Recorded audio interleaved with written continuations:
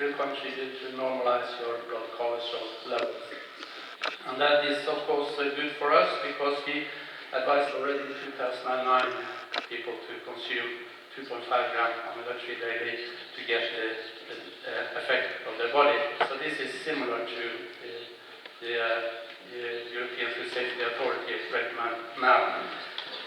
The reason why we did that in 2009 was that already in 2007 there was a study presented by Professor William Harris in the US showing that if you increase the concentration of omega-3s in your blood from about 4% up to 8%, you will reduce the risk of having cardiovascular disease considerably. And that is what these curves are showing.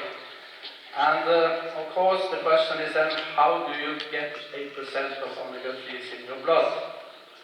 And what we did at that time was that we developed this equation showing the relationship between how much omega-3 you eat and how much omega-3 you get in your blood.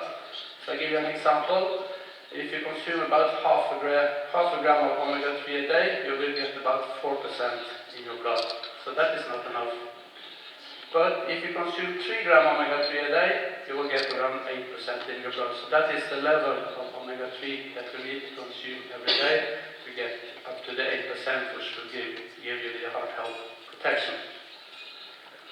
So if you are a vegetarian that don't eat any fish at all, or omega-3 from fish at all, you will have about 3.5% of omega-3 in your blood. And that is that is coming from plant sources. It's called from plant sources. There is a fatty acid called alpha-linoleic acid, which will provide you a little omega-3 in your blood, but not enough. If you consume krill, as advised by the krill suppliers, they say that 125 milligram omega-3 per day is enough. I say that is almost like being a vegetarian, not healthy at all. If you consume the normal amount of omega-3s that you are advised to take from most companies, they say somewhere between half a gram and 1 gram a day, it will bring you up to 5% in your blood, and then you have to eat a lot of fatty fish every day to get up to 8%. But if you consume the balanced oil, 2.5 gram if you're 80 kilo, as advised, you will get about 7% in your blood, and then you will easily get up to 8% by the rest of your diet. So you see that the balanced oil is within the area which is recommended now by the European Food Safety Authority for heart health questions. And heart health is still very important to be aware of because globally there is no other reason, there is no other cause of death that is bigger than the cardiovascular disease. So it's still the #1 killer of the world, and also in Europe. Personally, I have been interested in India for some time and working there. And heart attack is now killing every 5th Indian. But the Indian government has now sent out a report stating that 3/4 of the population of 1.2 billion may have an abnormal fatty acid profile and low level of the good cholesterol. And that means that there is not enough fish in the water, in the oceans to improve that situation. From our data, we see that the few Indians we have measured have an average of 26:1 in balance. And that is especially in the urban area of India, which this problem arises. So the way to find out your fatty acid profile is to take a balance test. And most of you know that this is just a small prick in your finger, a couple of drops of blood onto a filter paper, which is then sent to our university laboratories to be analyzed for 11 different fatty acids, which is about 98% of the fatty acids of your blood. We do present your fatty acid profile, like the Indians, in a separate column, and we compare it to the fatty acid profile of people who are in balance. So those are the differences that we are measuring from the blood. And then we present it in fatty acid profile, fatty acid risk and benefit indicators, as we call them. And the first one, your protection or fatty acid profile value, is the one that is abnormal in most Indians now. The second one is about the balance, omega-6, omega-3. Then is omega-3, cell membrane motility index, mental strength, dietary index, and arachidonic. So that is what. For those of you who are not interested to learn in depth what these indicators are, you only have to learn one thing. They should be green. The greener the better. So we have started to measure a lot of these tests around the world, and you can see this growth curve of number of tests analyzed, and that is very much in parallel with our working together with Zinzino. So this is really a result of Zinzino. We passed the number of 50,000 tests already in May this year. Yesterday this number was 62,481, meaning that we are growing by a little more than 3,000 tests per month. And if you look at the statistics, we see that we will find a number of tests in the Zinzino world. Norway at the top of 19,400, followed by Finland, 9,785. Then you will find Iceland, a small tiny island out there in the sea. It's 7,706 tests, bigger than both Denmark and Sweden. And then followed by Estonia at 3,752, which is of course bigger than US at the moment. But and then Lithuania is following. I would see, as a Norwegian, I would very much like to see Estonia do the same thing as Iceland, be better than Sweden.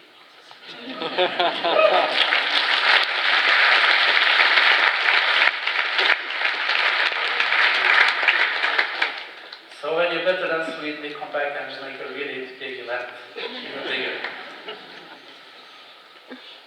If you look at the figures, and this is a little about the concern, because this is about the age groups from 0 to 9, 10 to 19, 20 to 30, and so on upwards. We see that the average omega-6, omega-3 fatty acid balance is highest in the youngest age. And it's getting a little better when you're getting older, but even at the age of 70, the average figure is still higher than what is recommended by the Nordic Council of Ministers. So there's still a lot to do. But knowing that the heart health problem starts to develop in the young age, it is not very good really to see that already at that young age you have on average, very high values. This is taken from Norway. If we compare it with the US, you see that the trends are the same. It's getting better by age, but the values are much higher. So what about Estonia? Well, Estonia is a copy of Norway. You're no better, but you're no worse. You are a copy of Norway, more or less. So your young kids, when they leave home, they run from McDonald's, I think, for 20 years before they get married and wiser and move back home and get a little better. But there is a lot that can be done in these statistics. And the question is, of course, is it possible to make it more green?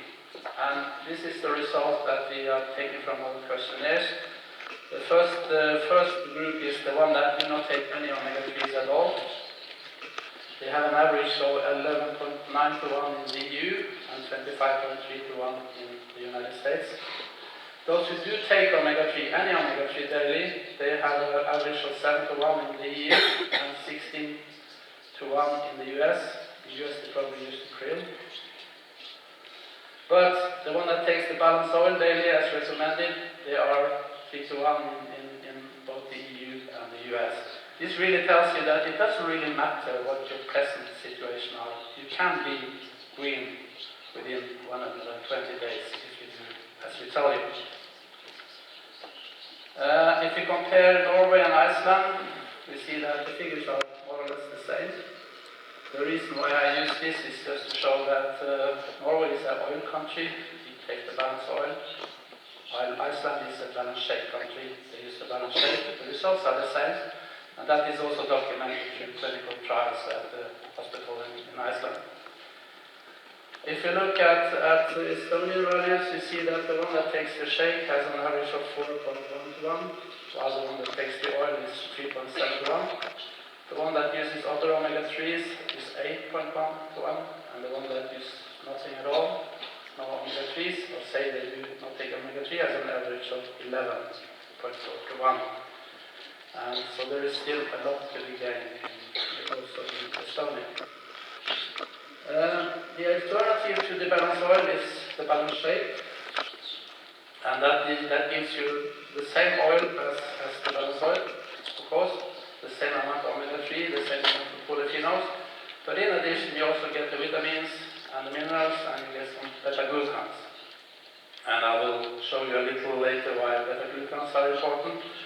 But if you look into what you really get from the shake, 1 glass of milk will give you the same, you get the same amount of protein as you get from 1 glass of milk, and you get the same amount of omega-3, DHA that you get from almost a kilo of carb fillets.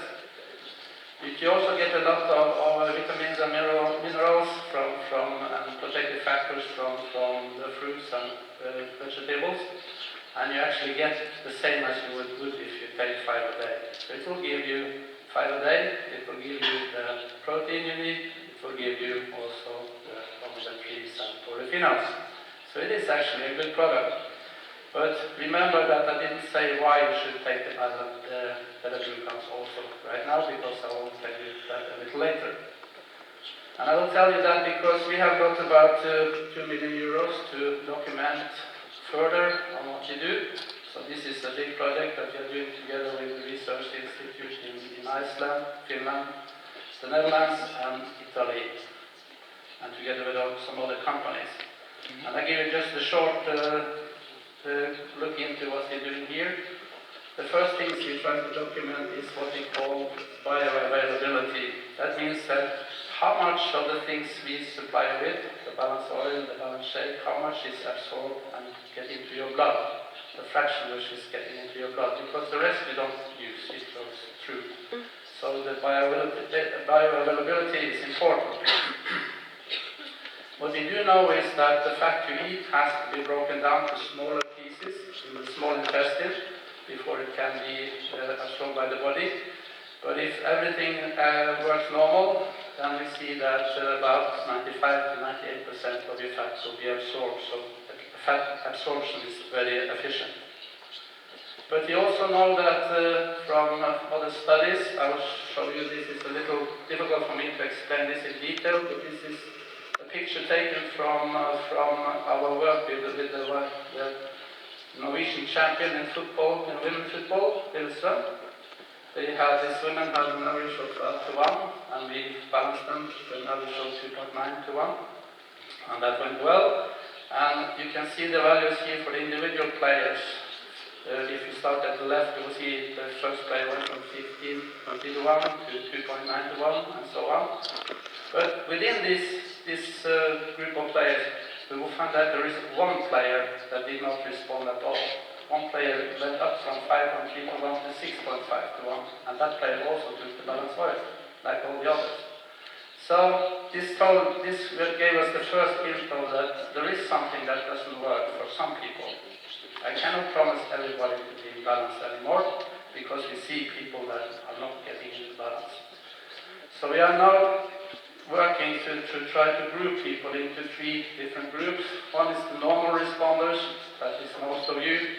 You take the oil or the shake as advised, and you will be in balance and you will be happy. We also see that we have some slow responders which we need to sort of boost in the beginning, so to get the system running, and that is our way of boosting it is normally to recommend a starting point of having 25% more in the beginning, the first month and so on, to see if the system starts to work better. But then again, we have a small group of that we call non-responders. Whatever we do, we are not able to get them into balance.